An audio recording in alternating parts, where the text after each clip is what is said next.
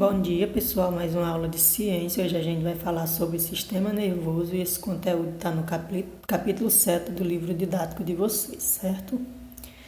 Então, primeiro vamos conhecer a estrutura de um neurônio. O sistema nervoso permite a comunicação entre as diversas partes do corpo. Essa comunicação é feita por meio de impulsos nervosos, mensagens que percorrem células do sistema nervoso, os neurônios. Então, o neurônio ele é constituído por três partes básicas, certo? Os dendritos, que recebem informações de outros neurônios, dos músculos e das glândulas, encaminha essas informações através do corpo celular até os axônios, apresenta o corpo celular, que é onde estão as principais organelas, e apresenta o axônio, que é através do qual o impulso nervoso ele se propaga até chegar a outro neurônio, certo? Então, nós temos que o sentido do impulso nervoso vai ser sempre dendrito, corpo celular e axônio, ok, pessoal? Agora, vamos conhecer a estrutura geral do sistema nervoso. O sistema nervoso humano é formado por bilhões de neurônios. O agrupamento de neurônios forma estruturas do sistema nervoso, o encéfalo, a medula espinhal e os nervos. Os nervos são formados basicamente por feixes de neurônios, certo? O sistema nervoso também inclui células que atuam na sustentação e na proteção do neurônio, chamadas células da glia, certo? Então, a gente tem o encéfalo protegido pelos ossos do crânio e a medula espinhal protegida pelos ossos da coluna vertebral, certo? Do crânio saem 12 pares de nervos, chamados de nervos cranianos, que se ramificam pelo pescoço e pela cabeça, e levam informação dessas partes até o encéfalo e trazem de volta as ordens do encéfalo, certo? Da medula nervosa saem 31 pares de nervos, chamados de nervos espinhais, que se ramificam pelos membros superiores, inferiores e pelo tronco, e recolhem informações dessas partes, leva até o encéfalo e traz informações do encéfalo de volta para essas partes. Os nervos são essas partes representadas em verde, certo? Aqui uma imagem ampliada mostrando as vértebras, os discos de cartilagem e os nervos. Aqui uma imagem do nervo ampliada, certo? E o sistema nervoso ele é dividido em duas partes. O sistema nervoso central e o sistema nervoso periférico. O encéfalo e a medula constituem o sistema nervoso central, que comanda e coordena as diversas atividades do organismo, certo? Os nervos cranianos e os nervos espinhais fazem parte do sistema nervoso periférico, que são responsáveis pela comunicação do sistema nervoso central com as diversas partes do corpo, certo?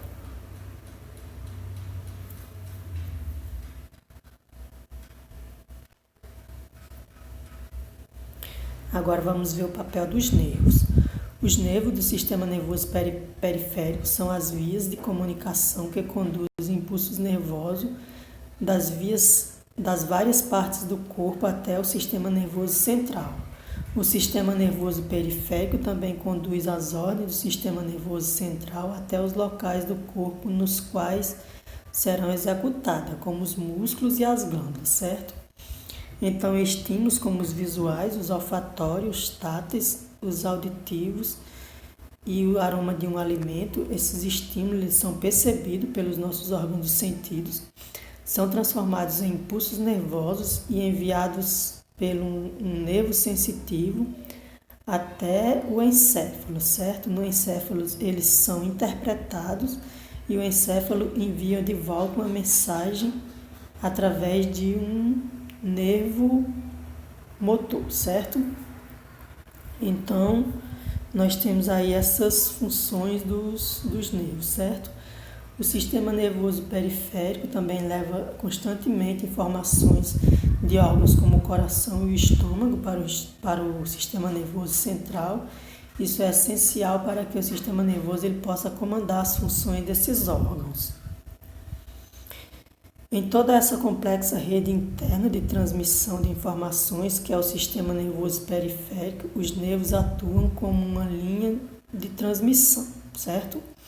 Os nervos são feixes formados pelo agrupamento de centenas, às vezes milhares de axônios, e uma comparação pode ser feita entre um nervo e um cabo de linha telefônica fixa, certo? Do mesmo jeito que no cabo de telefone fixo, cada fio pode realizar uma ligação distinta, em um nervo, cada neurônio pode levar uma informação distinta ao cérebro, certo? Dessa maneira, um mesmo nervo pode levar centenas de informações ao mesmo tempo para o cérebro, certo? Em certos nervos, há apenas feixes de axônio que transmitem impulsos nervosos para o sistema nervoso central. Em alguns outros nervos ocorre o contrário. Há somente feixes de axônio que transmitem impulsos do sistema nervoso central para os músculos e as glândulas. Na maioria dos nervos, contudo, há ambos os tipos de feixe. Os que levam impulsos nervosos para o sistema nervoso central e os que transmitem impulsos do sistema nervoso central para os músculos e as glândulas. Então, a gente vai ter aí esses 3 tipos distintos de nervos, certo? A medula espinhal é um órgão tubular que parte do encéfalo e se estende pelo canal da coluna vertebral, ou seja, passa por dentro das vértebras, os ossos que compõem a coluna vertebral, como a gente viu no capítulo de ossos e músculos, certo? A medula espinhal tem 2 funções básicas no sistema nervoso. A primeira delas é a de conduzir impulsos nervosos do encéfalo para os nervos espinhais e dos nervos espinhais para o encéfalo. Como é que isso funciona? Tem até um experimento no início do capítulo que vocês podem fazer em casa. Basicamente, a gente tá e enxerga um objeto caindo de algum lugar para o chão, certo? A vista recebe esse estímulo é transformado em impulso nervoso e é levado pelo nervo sensitivo até o encéfalo. Lá, essa informação é interpretada e o encéfalo envia de volta uma mensagem através da medula nervosa. Da medula nervosa, essa mensagem passa para um nervo motor que se liga a um músculo do braço que vai mover os dedos, fazendo com que os dedos segurem o objeto, certo? Então, nós temos aí essa representação. O nervo craniano, que se liga ao olho, representado de azul, e o nervo espinhal, um nervo motor, que se liga ao músculo da mão, representado de vermelho, certo? A segunda função da medula espinhal é servir como centro de reflexo, certo? Tem esse experimento também no início do capítulo, se vocês quiserem fazer. A pessoa leva uma pancada no joelho, certo? Abaixo da patela. Essa pancada é percebida pelo nervo sensitivo do músculo quadríceps femoral. Esse nervo sensitivo, ele leva essa informação até a medula nervosa. A medula nervosa envia uma mensagem de volta através de um nervo motor, fazendo com que o quadríceps ele se contraia e levante a perna, certo? Isso é conhecido como ato reflexo, um ato que é involuntário, não é dependente da nossa vontade, ou seja, o nosso músculo ele se contrai involuntariamente, não se contrai porque nós tivemos vontade de contraí-lo, certo? Então, ao mesmo tempo que a medula nervosa ela envia essa mensagem de volta ao músculo para ele se contrair, ela envia também uma mensagem ao encéfalo, certo? Informando ele do que está acontecendo.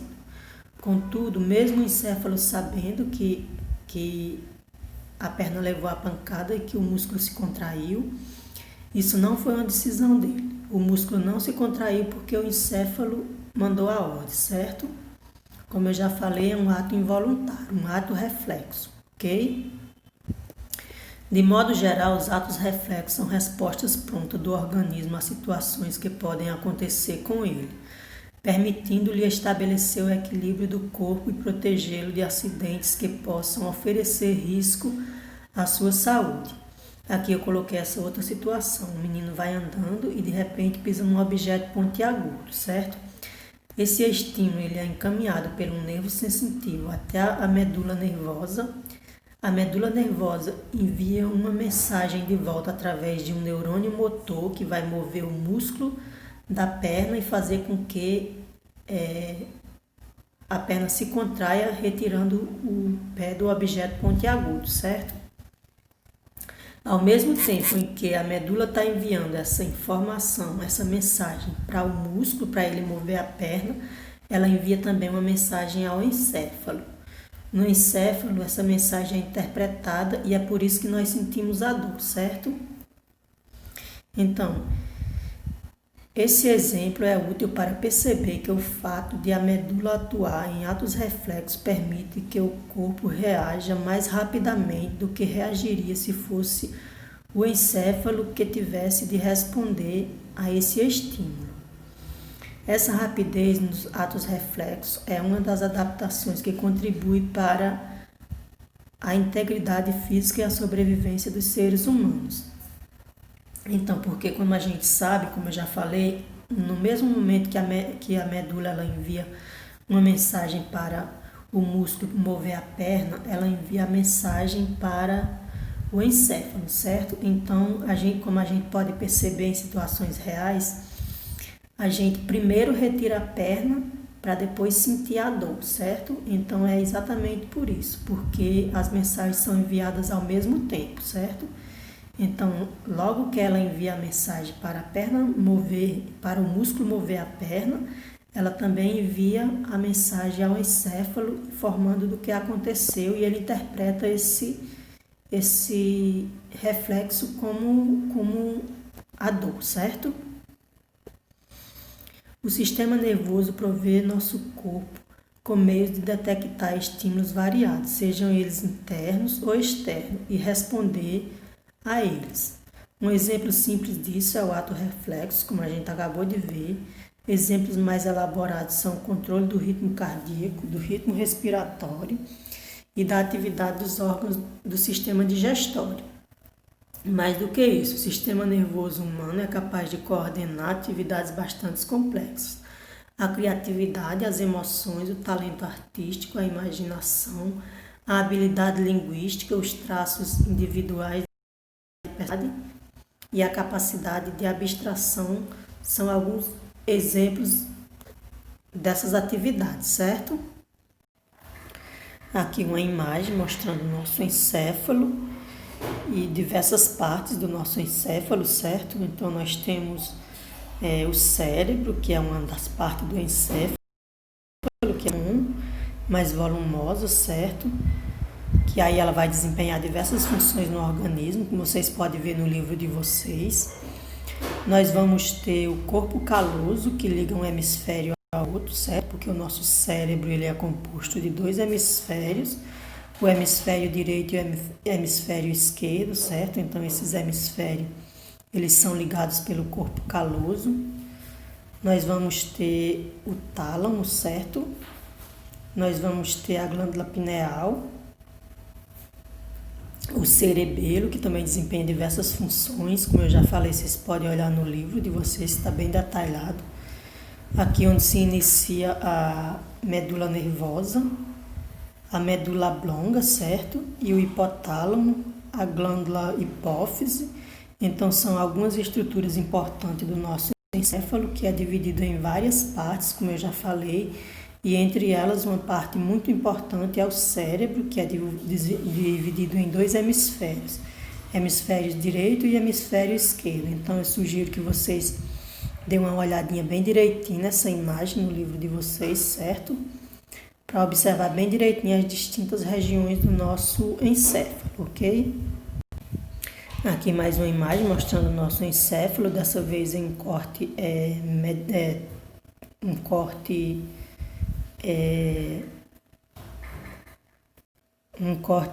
frontal, que a palavra me fugiu da memória agora, mas é um corte frontal, certo?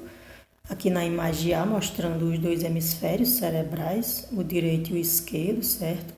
Enfatizando também o córtex cerebral, que é a parte mais externa do cérebro, certo? É uma região muito importante.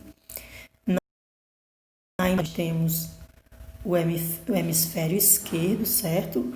mostrando as partes em que ele é dividido, ou seja, o lobo frontal, o lobo temporal, o lobo occipital e o lobo parietal, certo? Então, os hemisférios eles são divididos nesses 4 lobos, tanto o direito como o esquerdo, certo?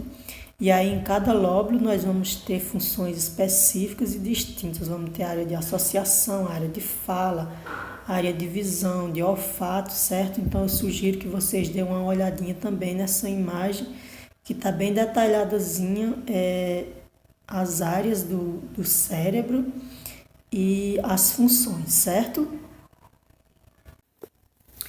Vamos falar agora das divisões do sistema nervoso periférico. O sistema nervoso periférico inclui 2 importantes divisões. Uma delas, o sistema nervoso periférico somático, é responsável de modo geral pelos movimentos realizados conscientemente por uma pessoa, em especial os movimentos dos músculos esqueléticos que movem as diversas partes do corpo. Outra divisão, o sistema nervoso periférico autônomo, é responsável pelo controle das funções internas do organismo, tais como os batimentos cardíacos, os movimentos respiratórios e a atuação do estômago, do intestino delgado e do intestino grosso. Então, nós vamos ter aí o sistema nervoso periférico, ele sendo dividido aí nessas 2 partes, certo? O somático, que é responsável pelas funções conscientes, e o autônomo, que é responsável pelas funções inconscientes do nosso corpo, certo? Agora vamos falar um pouquinho sobre os danos à coluna vertebral, certo?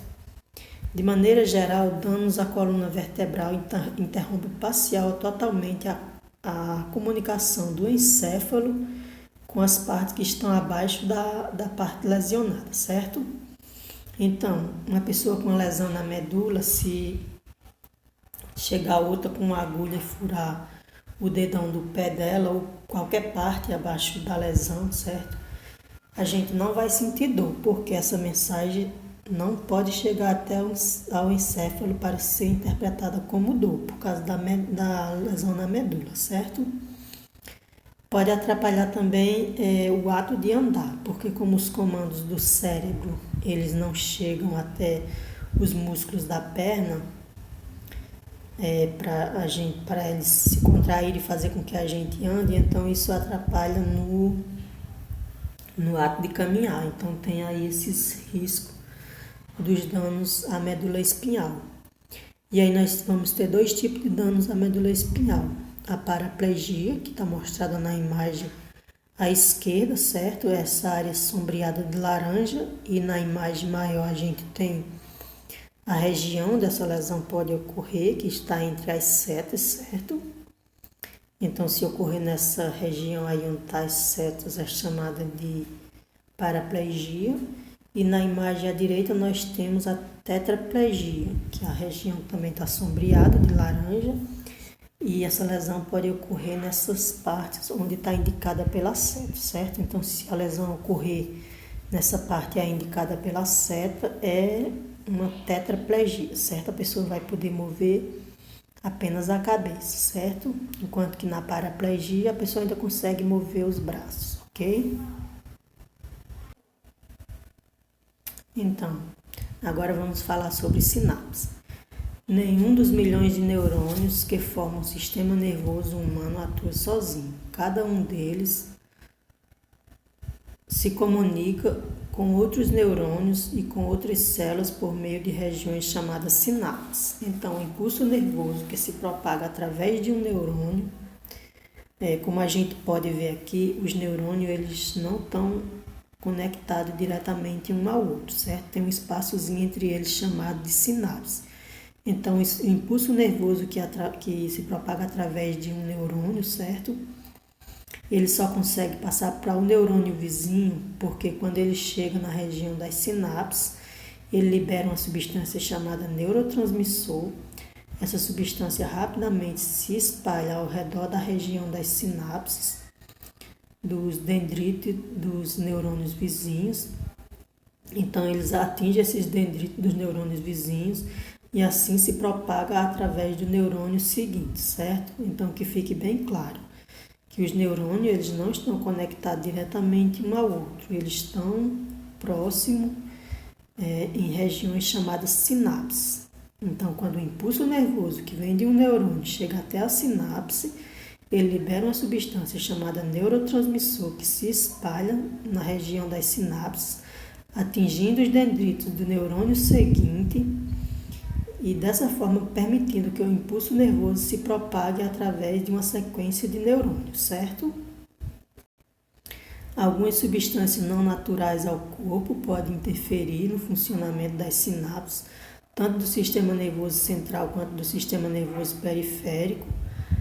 Substâncias como a cocaína, presente no café, no chocolate, nos refrigerantes do tipo cola e nos chás escuros, a teobromina, presente no chocolate, e a nicotina, presente no fumo, são exemplos de substâncias estimulantes.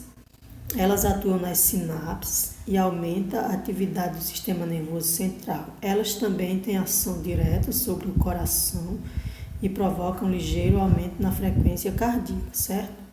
Outras substâncias atuam como depressores, ou seja, atuam nas sinapses, reduzindo a atividade do sistema nervoso central.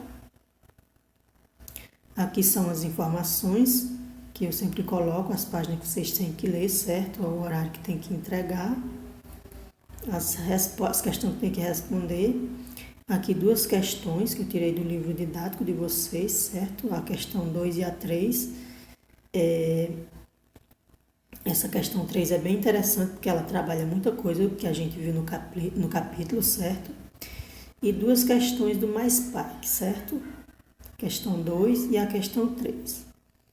Então, essa foi a nossa aula de hoje. Como sempre, espero contribuir para o aprendizado de vocês. Um bom desempenho, boa aula e até a próxima. Tchau!